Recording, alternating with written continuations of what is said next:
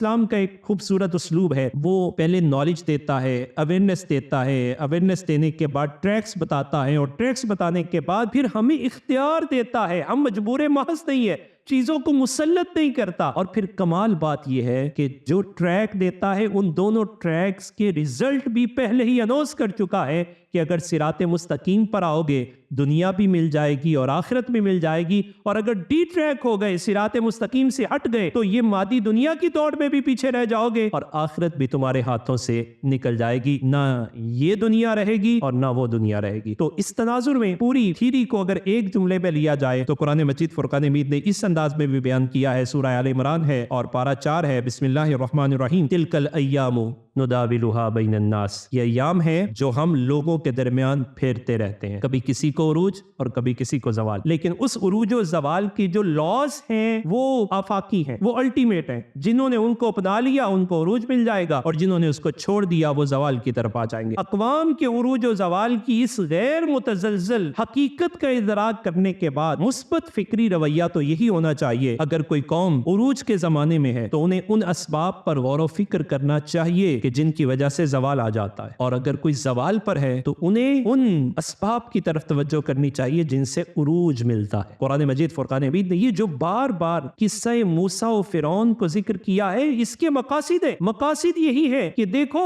فرعون کیسے زوال کو گیا اور قوم موسیٰ پھر عروج پہ آئی، بنی اسرائیل پر اتنے انعامات ہوئے، اور جب انہوں نے بے قدری کی تو نتیجتاً پھر وہ بھی زوال کا شکار ہو گئے، اور اتنے زوال کا شکار ہوئے کہ اٹھنے کی سکت بھی پھر باقی نہ رہی، اور پھر اگر انہوں نے عروج چاہا تو واپس انہی قوانین کی طرف آئے اور انہوں نے ان کو اپنایا۔ بالکل اسی تناظر میں آزادی کی نعمت کو بھی اگر دیکھا جائے کہ آزادی کی نعمت کو صرف باجے تک محدود کر دیا جائے، پٹاخے تک محدود کر دیا جائے، بے حیائی تک محدود کر دیا جائے، تو یہ عروج والی قوموں کی داستان نہیں ہے، یہ تو زوال والی جو اپنے مقاصد سے غافل ہو گئے۔ یہ قطع ارضی تو اس وجہ سے لیا تھا کہ دنیا پہ درپیش چیلنجز کا یہ قوم مقابلہ کرے اور یہ قوم آئیڈیل بن جائے، اس کی سٹیٹ ماڈل سٹیٹ ہو جائے، یہاں پنپنے والا جوان ترقی کے عروج پر آئیڈیل ہو جائے۔ لوگ اگر کوئی ماڈل تلاش کرنا چاہے تو اسے ماڈل اس پاک دھرتی سے نظر آئے، لیکن افسوس 77 سال گزرنے کے بعد ہم اس اپنی اسلامی ریاست کو دنیا کے درپیش چیلنجز کا مقابلہ کرنے کے لیے بھی تیار نہ کر سکے۔ نتیجتاً جو قوم یہاں پنپ رہی ہے وہ بھی اس طرح